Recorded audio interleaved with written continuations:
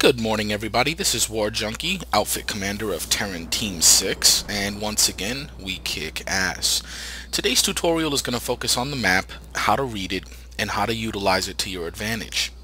Now, if you have not yet checked out our channel command tutorial and our squad leader, platoon leader basic composition tutorial, I recommend that you do that first because everything kind of sinks into each other here, okay? So, without further ado, we're going to go ahead and move on into the map here. I am part of a platoon that is currently on the Esamir server, as can be read here. It was last conquered by the Vanu Sovereignty, and because they've conquered it, they enjoy a 10% off mechanized purchases. Now, to the right of the map, I always keep my population as what I have here, my the Esamir population, because I want to know what our forces are looking like when compared to the enemy. So Esamir, I can see, is an uphill battle because we've got 26% of the population versus the NC's 41 and the Vanu's 32, which pretty much explains, you know, the state of the map right now. If we switch over to Indar, you will see that as always, we have the vast majority of the percentage with 41 versus 25 and 33. I really don't understand why our empire is scared to move off of Indar. I personally, you know, like to move to the other maps because, you know, the enemy has to pretty much, well, they have to get us all the way back to our warp gate in order to take Indar. So it, you know, depending on the state of Indar, you know, I'll either, you know, move my platoon to Indar, or I'll move to another continent to get some, you know, to get some territories and have some fun. So case in point, right now, I probably would not have my platoon on Indar. We've got a firm grip on the continent here. If we go to Amarish, we will see that we have a really decent percentage here as well. 54% to the NC's 41% to the Vanu's 4%. Now, you want to be careful when you're looking at the population numbers because they can be a bit deceiving. Obviously, TR has the vast majority of the population on the continent, yet it looks like the NC own most of the territories. Well, what does that tell you? Right off the bat, that tells you that our empire at this state of the game right now is in a clusterfuck. It basically means that there is no organized force, you know, really coordinating any kind of effort because the NC are still able to push us while being down 13% in numbers. Okay? Alright. So enough about the population. Obviously over here to the left are your continents, you know, where you can switch, alright, to get a grip on the situation. The color of the continent indicates who owns the continent. So obviously Amarish is owned by NC, Esamir is owned by Vanu, and Indar is owned by the TR. Now, down here, obviously, we have our instant action tab, which tells us, you know, what's going on the continent, or basically anywhere, actually. It's or on the continent, excuse me, it is the continent. It also shows me that I can deploy on my squad leader, which is always great. That means my squad leader is doing what he needs to be doing, and he's got a spawn beacon down. Okay, so we're going to talk a little bit about how to utilize the map. First and foremost, let's look at the map and let's see what's going on. If you look at the map, it looks like the TR is in a sorry state right now. You know, we don't have a lot of territory on this map. We don't have a lot of the population either. Now, the continents that are glowing, that are kind of glowing in and out here, are hexes. Are hexes that are under attack. Now, before we go into that, I want to explain the 3 different type of hexes on the map and what they do. Okay, let's talk about the most smallest hex here. Okay, you see this little house looking thing over here? Okay, this is a small hex. This hex only has an A objective, and it's only going to award you 250 XP per capture. Now, if you look to the right over here, okay, whenever you hover over a hex such as Aurora Materials Lab, you will see that right now we are about to capture it. Okay, down below that it's the influence levels. Okay, we've got 46 to their 54. So yeah, now, so you've got the Aura Materials Lab, which is a smaller outpost, same as the Haven outpost if you look at the house structure here. Okay, now let's find a bigger structure. Here we go. Snow Sheer Watchtower. You see how the house is bigger? It's surrounded by two little columns there. That means that it has an A, B, and C objective. So it's a bigger outpost. And it's going to award you, I believe, 500 XP per capture. Okay, when you take it, it's going to give you 500 XP. And then, of course, you have your major objectives, which are your amp stations, your biolabs, and of course your tech plant. Now you may or may not know this, but on Esamir, the interesting and fun thing about Esamir is that the ISA tech plant is the only tech plant on the map. So the empire that owns it enjoys the benefits of their main battle tanks, okay, which is pretty cool. Now you can get your main battle tank from the warp gate, but of course you've got to travel all across the map to get to your combat zone, whereas if you own the ISA tech plant, anywhere that can spawn tanks that is connected to the ISA tech plant can spawn the main battle tank. Okay, so now that we know what the three structures are like, let's talk about how to strategize and use the map to your advantage. Okay, now all commanders are different. All right, and what I mean by that is all commanders, some commanders have different strategies for getting the job done. Now it seems that our platoon right now is at the Echo Valley substation, and it is actively under attack because it is glowing. There are enemies detected there, which means that there are a few bad guys there, but not quite up to the squad level. Over here at the ISA tech plant, you see a drastic change in the enemies present. It says enemy platoons detected, which means that there's more than 48 people there. Okay, if you go over here to the not amp station, it says no activity. That means it's going to be a very easy grab. There are no bad guys out there making a play. There's also squads detected, enemy squads detected, which is what I'm looking for right now, but I don't see it. So no, I don't see any enemy squads. Okay, so it's critical that you know what is on the hex before you go to it, and it's critical to it's critical to know what is your strategical objective. Okay, for example, let's take a look at the map here. Now, if I wanted to get the ISA tech plant, it's got enemy platoons detected. Now I see that the Vanu are surrounding, are creeping up, from the south, whereas we're over here at the Sayro listening post and Apex Genetics. Now, one thing I may consider is, instead of going for the ISA tech plant directly, is I may go for the surrounding territories, okay, to cut them off, the soldiers in the ISA tech plant off from their resource gains. You see, if you cut a hex off by taking Esamir munitions and the Traverse for the NC, because the Vanu already have these over here, then I don't have to worry about anything else. So if I take Esamir munitions and the Traverse, I effectively cut every soldier in the ISA tech plant off from the resources that they would get by being connected to all of these. So sometimes the best answer to attacking a hex is actually to go around it. You also give yourself more influence, because as you can see, we've only got 22% influence over here on the Esamir Munitions Corp, and on the ISA tech plant we're kind of fighting the Vanu for the percentage dominance. What that percentage dominance does is it means that you are going to cap that point that much quicker. The more influence your faction has over a hex, the quicker it is to capture the objectives. So right now, if the Vanu make a play for this and they keep people on the point, they would take that objective quicker than we would.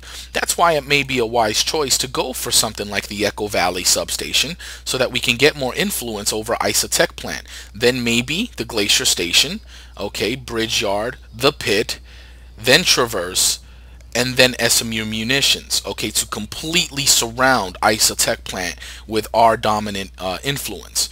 Now, plans don't always, things don't always go according to plan, and that's okay. That's the beauty of PlanetSide 2.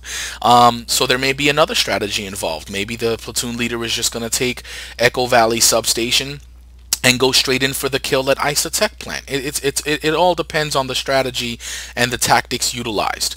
Now, it's important as a platoon leader that you're always opening your map. I can't tell you how many times I'm looking at my map during an operation, because 75% of my time during an op is looking at the map. It makes no sense to spearhead, like for example, if we take Echo Valley, Glacier Station, Old Shore Checkpoint, excuse me, okay, only to get Echo Valley. Okay, see, we just took Echo Valley. So now if we go to Commander's Rest, we can actually take it because there's a hex connecting us. And then we can go down to Black Ridge Garrison. We can go down from there to the Bulwark and then Emir Biolab. Well, guess what? What the enemy likes to do is, as you're spearheading the platoon forward, they like to go in and choke and cut you off by taking one of the hexes that connects you. So then you either have to go back and take that hex or abandon your push altogether and fall back. Alright, so it's critical that you're always looking at the map and looking at what's going on, because you want to make sure you're making the right moves here.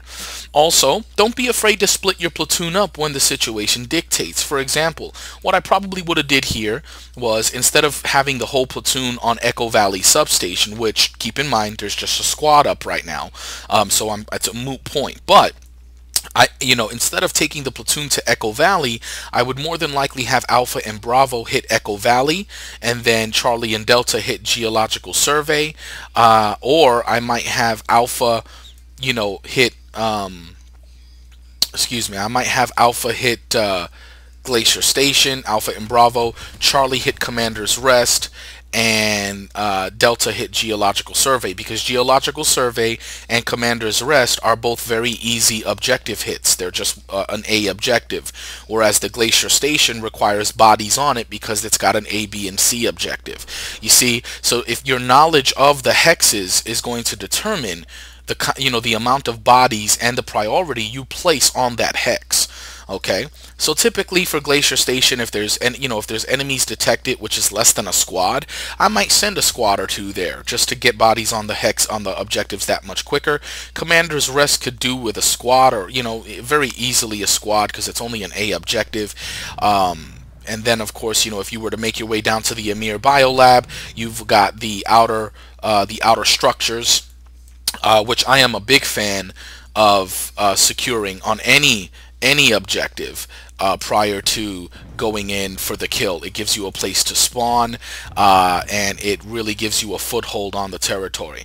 Okay, so now, so as you can see here, the Isotech plan is still under heavy assault right now. It looks like we're taking Esamir Munitions Corp. So it looks like the overall strategy of the Terran Republic at this point in time is in fact to surround the Isotech plant, because we just took Echo Valley substation and we are in the process of taking Esamir Munitions. As you can see, the Vanu are working on cutting them off as well. I wouldn't be surprised if the Vanu go from the Traverse straight to the Freyr amp station, in effect kind of doing us a favor by taking the Freyr amp station, because again, they are going to do the work for us and cut the NC off here and here. Of course, it's up to us at that point to go in for the kill. Okay, now there's another really interesting tool that you can use on the map that will allow you to really see what's going on, and that's called the enemy activity down here on the bottom right.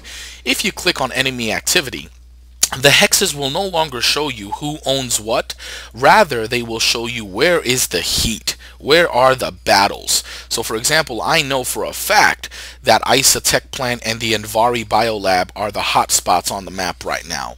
Okay, followed by Sero Listening Post, which has enemy squads detected, and then followed by these three here, which only have enemies detected.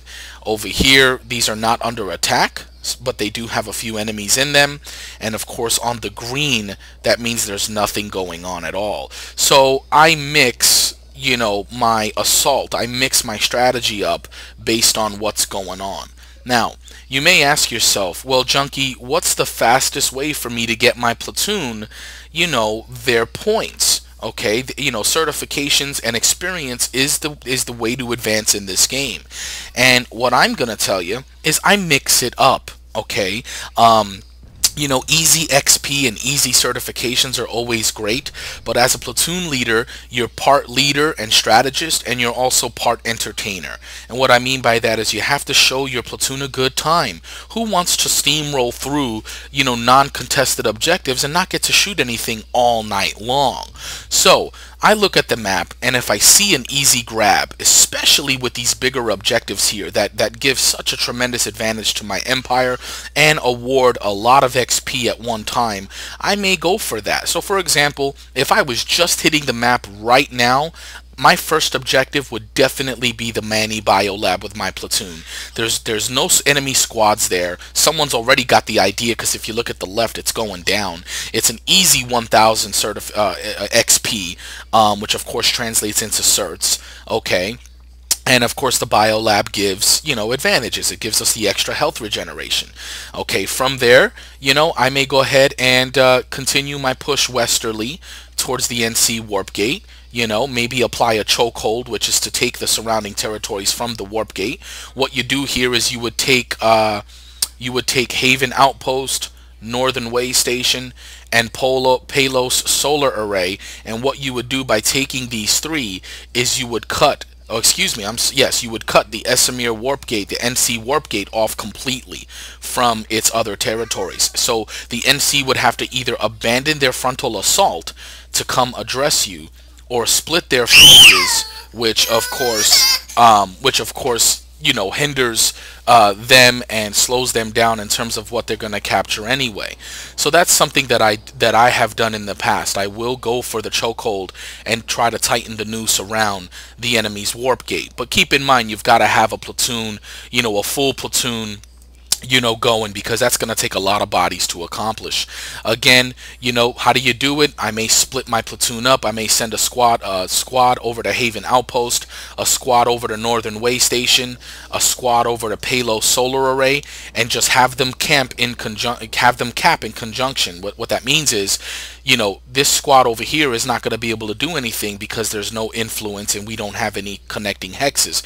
However, you will have a squad in place so that as soon as this flips, okay, and we get it red, assuming we took Manny Biolab, the Northern Way Station will be that much faster to cap, because you're not moving a platoon in, not giving the enemy a chance to react. You've already got a squad on the objective point, and they're there capping it. Same thing with Palos Solar Array. So don't be afraid to split your platoon up, especially on these smaller objectives here, to get the job done, because it definitely helps you out. All right, so now, so like I said, I tend to mix things up a little bit in terms of, XP and certification gain. Don't be afraid to take your platoon to a dead hex to get some easy XP, but at the same time, look around the map. Where can you get a decent fight so you can get them some XP and certs? Because some people will argue that the fastest cert gain is done through combat. I disagree. Not everybody is a straight up killing class. Not everybody is good at what they do. So you owe it to your platoon to mix things up a little bit, okay? Give them some good fights. At the same time, make forward progress. And look around at the map and understand exactly what's going on here. Understand exactly what's going on. Okay, so that's it for part 1 of the map guide here for TT6. I hope you learned something, and if you have any questions, you can always look for War Junkie in game, and I'll be happy to help you.